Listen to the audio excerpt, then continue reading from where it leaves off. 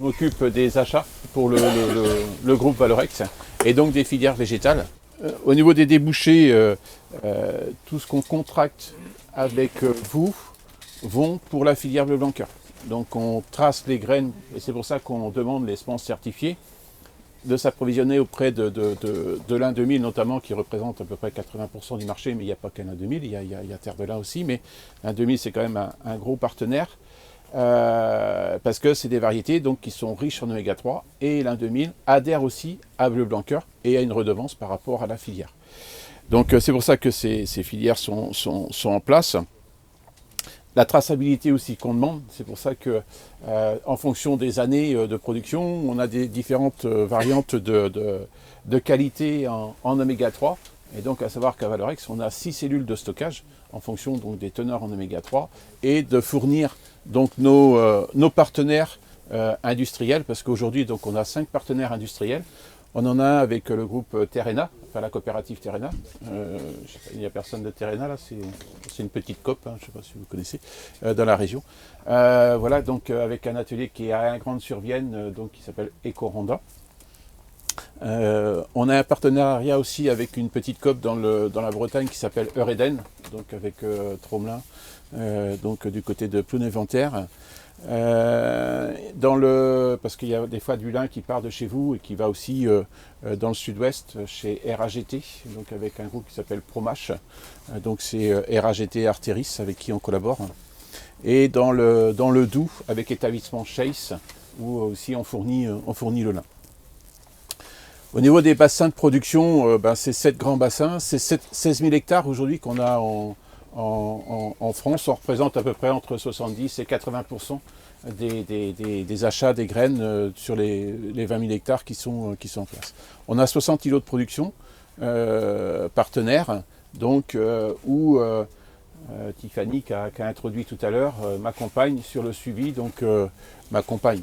M apostrophe A de C, enfin voilà, c'est pas ma compagne. Voilà, depuis 7 ans maintenant pour collaborer avec vous. Et donc on essaye de développer donc, autour des outils de production.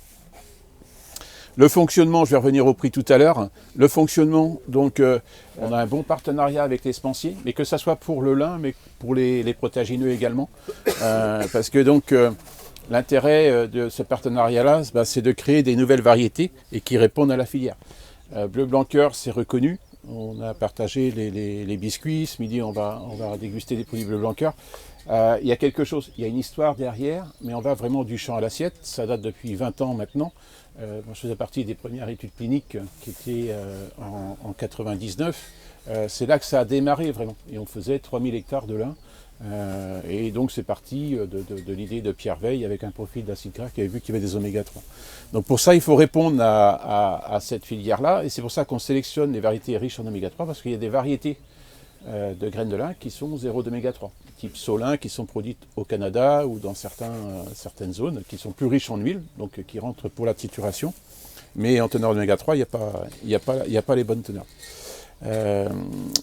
Donc après le travail aussi avec les semenciers ou les instituts techniques comme Terrinovia ou autres, c'est pour l'accompagnement technique et de répondre, c'est pour ça qu'il y a l'atelier tout à l'heure, vous allez pouvoir poser les questions sur le désherbage et autres, d'accompagner sur le terrain.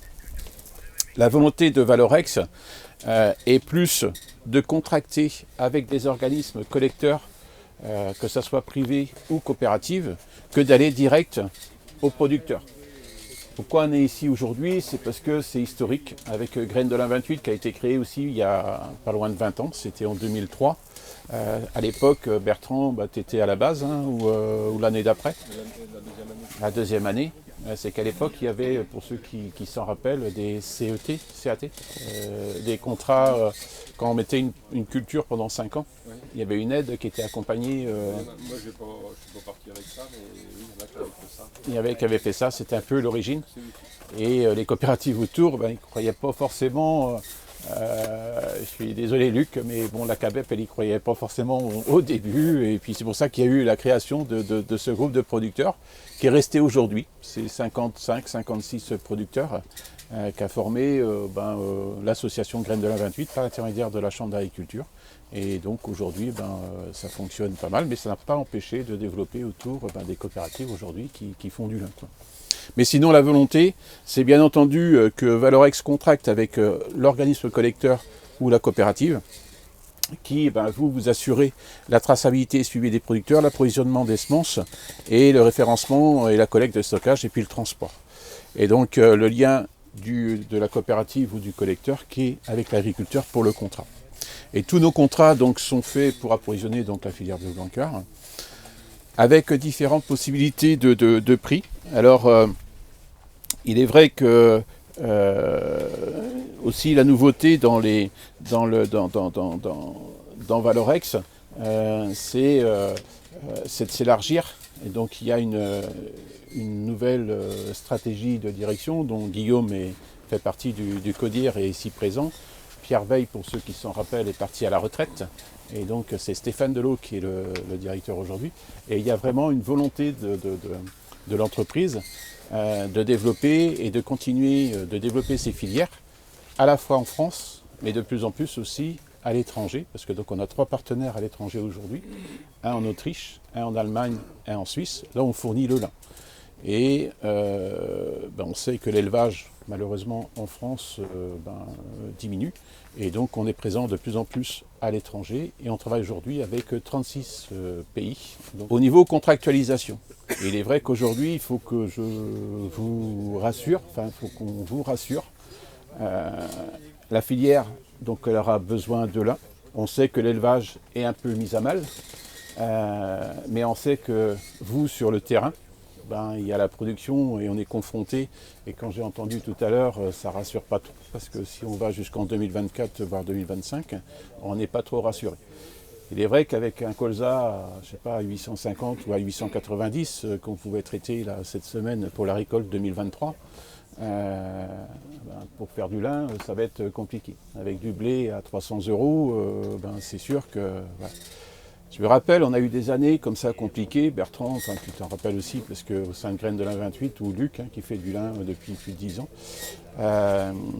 on a eu des années un peu chaotiques. On sait que l'intérêt du lin, c'est dans la rotation, et en termes de précédence, ça a son intérêt dans les cultures qui suivent, mais il faut qu'on ait aussi assez rémunérateur.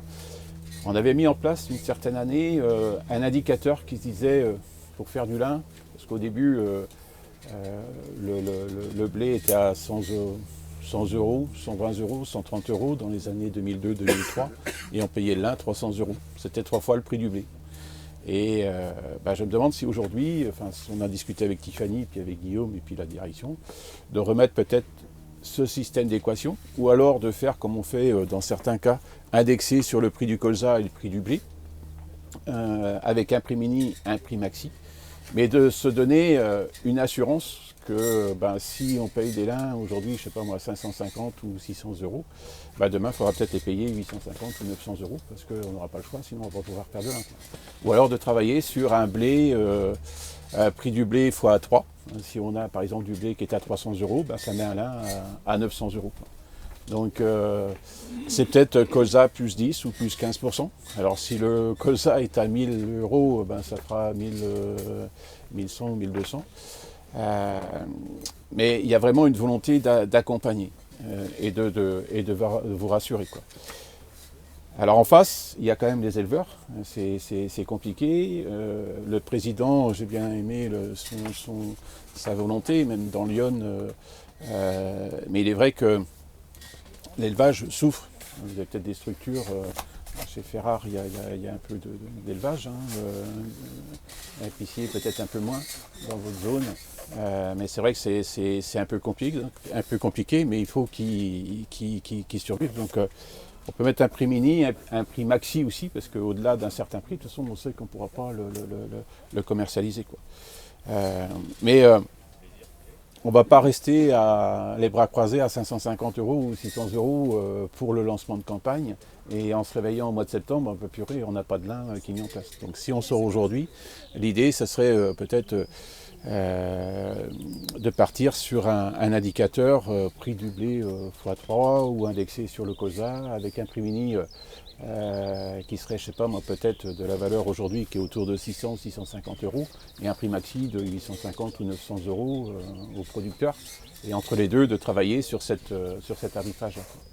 Alors certaines structures en protéagineux, on le fait aussi, on prend le prix du colza ou le prix du blé sur les 52 semaines qui précèdent la récolte, c'est-à-dire qu'on part là, par exemple, on est parti du 1er juillet 2021, donc toutes les semaines on prend la cotation du colza et du blé jusqu'au 30 juin 2022. Et donc on fait des équations, un prix du lin mondial, un prix du lin colza, un prix du blé. Et donc ça nous donne le prix à la récolte. C'est vrai qu'avec là on prend du colza qui est aujourd'hui à 1000 euros, du blé qui est à 400 euros, quoi. Du lin mondial qui est à plus de 1000 euros, quoi. Donc voilà. Ce que je veux vous rassurer aujourd'hui, c'est qu'il faut qu'on garde un minimum de surface. Donc on construit le prix ensemble. Il y a le rendement, il y a tous les aspects techniques et tout ça, mais en termes d'assurance de prix, on va accompagner, quoi. Eh bien, bonjour à tous. Je suis ravie de vous rencontrer aujourd'hui parce que vous faites vraiment partie des premiers maillons en fait de cette filière bleu blanc cœur. Et donc, comme le disait Stéphane, on compte vraiment sur vous parce que si aujourd'hui on n'a pas suffisamment de lin, la filière forcément sur certaines filières, vous prenez le cochon, c'est que le lin qui va lui permettre de rentrer en bleu blanc cœur. Autant sur les ruminants, vous allez avoir la diversité végétale de l'herbe de printemps, de la luzerne, enfin des autres types d'alimentation, mais sur certaines filières, on n'a pas le choix, il faut absolument du lin, même pour les produits meuniers par exemple. Donc je ne sais pas si vous connaissez bleu blanc cœur quand même de manière globale, je pense que vous savez un peu tous ce qu'est bleu blanc cœur, donc je ne vais pas représenter.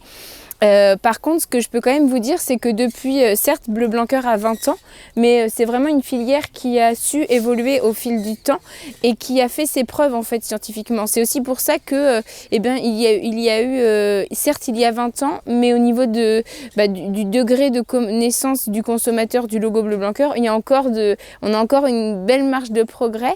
Et pourquoi ? Parce que les 10 premières années, en fait, elles ont été vraiment consacrées à approuver ce socle scientifique et donc bien valider toutes ces connaissances. Et du coup, au fil du temps, on s'est bien rendu compte qu'au-delà du côté très nutrition, on se rend compte que Bleu Blanc Cœur a bien d'autres bienfaits et on est en capacité de le mesurer, ce qui fait qu'aujourd'hui, Bleu Blanc Cœur est clairement reconnu comme une démarche d'amélioration de qualité nutritionnelle et environnementale des produits avec la mesure en fait. Et ça, aujourd'hui, c'est vraiment reconnu comme une démarche de santé globale. Je peux vous l'illustrer avec très récemment le salon d'agriculture où chaque année nous avons un stand où d'ailleurs vous y êtes tous invités tous ceux on a pour habitude d'organiser des tables rondes sur différentes thématiques. L'environnement a fait partie de la thématique, bien évidemment.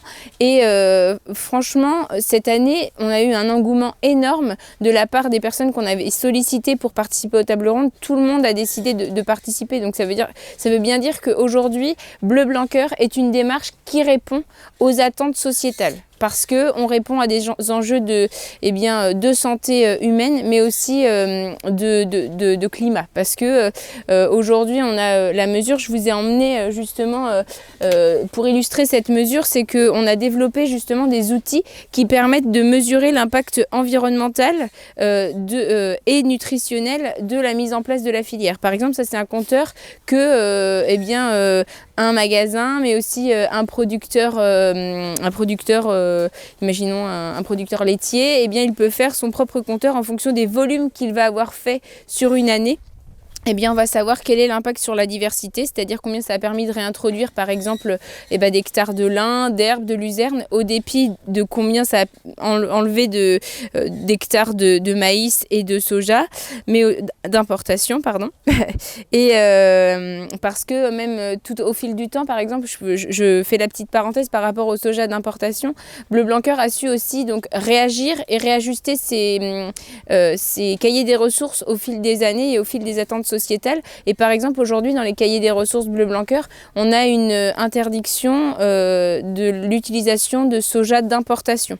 On n'est pas sur une interdiction totale parce que on y va par pas de temps, parce que sur certaines filières, c'est très compliqué. Par exemple, sur la pondeuse, par exemple, c'est encore compliqué. Donc, on y va par pas de temps. Il y a des projets on y arrivera, mais on y va étape par étape.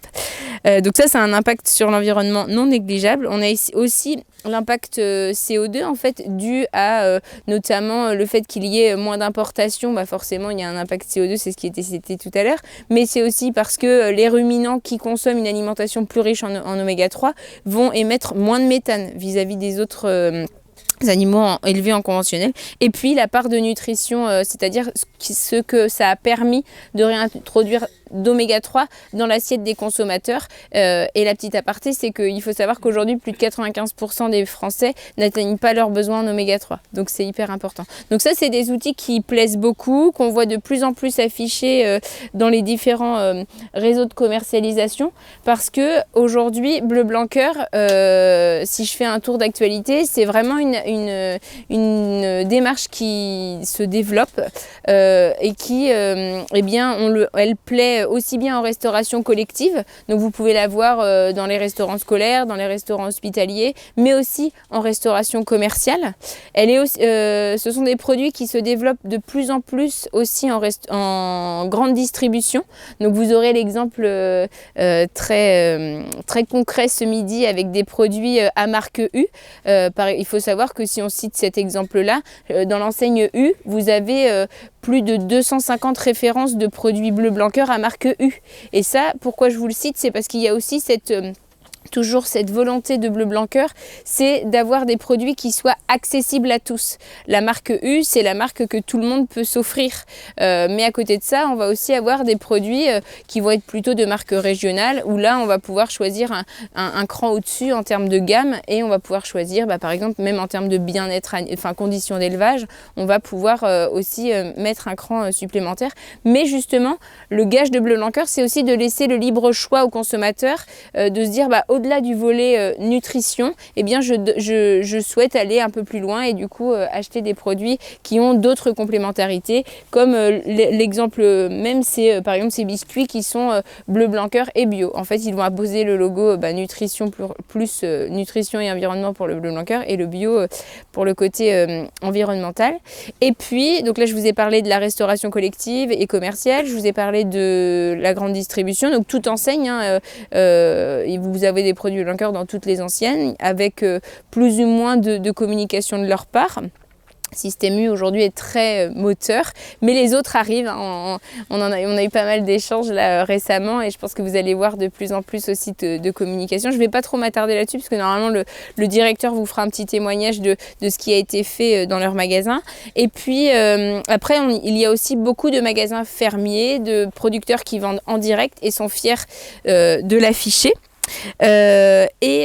L'intérêt aussi que vous puissiez avoir ce message Bleu Blanc Cœur, c'est que sachez que les producteurs de lin qui parfois sont uniquement céréaliers, sont heureux de pouvoir travailler pour cette filière, dans le sens où ça donne aussi du sens, encore plus de sens à votre métier, qui est donc de se dire que après cette graine de lin, il y a toute cette filière derrière. En fait, c'est ce qu'on disait, c'est il y a le lin qui est là dans le champ, et c'est directement jusqu'au biscuit, pour l'illustrer directement, ou directement jusqu'aux produits qui vous seront servis ce midi. Et ça donne du sens. Et l'exemple que je peux donner, c'est vraiment l'idée des producteurs de graines de lin 28 qui depuis quelques années maintenant vont dans les magasins, vont à la rencontre des consommateurs et sont fiers de dire que ce sont les premiers maillons de la chaîne qui permettent de bien nourrir les hommes,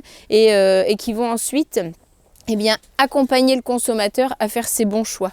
Parce que rien de mieux qu'un producteur pour expliquer pourquoi il faut consommer des produits Blanqueur.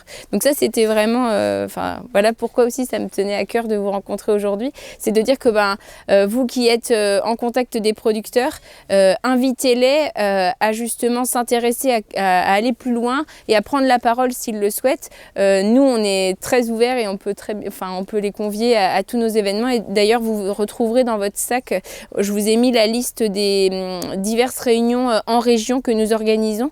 Surtout, avec plaisir, relayer ces informations-là, convier vos producteurs et c'est comme ça qu'on arrivera à les mobiliser et à maintenir justement ces hectares de lin en France et pourquoi pas les développer parce que on a besoin d'eux et je pense que eux aussi ils ont besoin de ces filières-là pour se retrouver aussi et pour exister en tant que producteurs français de lin quoi. Et il y a des belles synergies qui sont faites parce que si vous écoutez le témoignage, je prends Luc Rougeau, je prends aussi Jean-Michel Croulbois qui nous accueille aujourd'hui. Enfin, ils sont heureux de se retrouver sur le salon et de pouvoir discuter avec un médecin qui vous dit, parce qu'on a du coup cette communauté Bleu Blanqueur avec les médecins, les consommateurs, les agriculteurs, mais aussi les chefs cuisiniers qui vous disent mais nous on est fiers de pouvoir cuisiner ces produits, de conseiller et tout ça et ça fait un collectif un élan de motivation, voilà on a besoin de ces filières pour toujours continuer et faire perdurer notre agriculture française et bonne pour la santé de tous. Donc voilà à peu près ce que je peux vous dire. Au niveau des dernières études cliniques qui sont en cours, tu as raison. Est-ce que tu peux en donner Oui, alors toujours dans l'innovation, en ce moment on a une étude clinique qui est en cours sur la qualité du lait maternel. En fait l'idée c'est d'étudier la qualité du lait des mamans qui ont reçu une alimentation Bleu Blanqueur à partir du dernier trimestre de grossesse et du coup de voir aussi l'impact sur le microbiote du bébé. Donc ça c'est une première étude qui va être plutôt très bénéfique pour justement encore plus porter la filière. Et puis la deuxième étude qui est menée, c'est une étude sur l'intérêt d'avoir une alimentation riche en oméga 3 pour les résidents d'établissements pour personnes âgées dépendantes. C'est les EHPAD pour justement voir l'impact des oméga 3, enfin une alimentation plus riche en oméga 3 sur le degré de dépendance en fait. Le fait que on a plus d'oméga 3 dans l'alimentation permet d'avoir une meilleure autonomie un peu plus longtemps. Donc ça c'est aussi une étude qui va donner beaucoup de sens, qui va enfin poser les choses parce que ça aujourd'hui c'est des choses qu'on a déjà observées mais qui n'ont pas été mesurées proprement dit et donc voilà, ça c'est en cours, c'est plutôt très encourageant.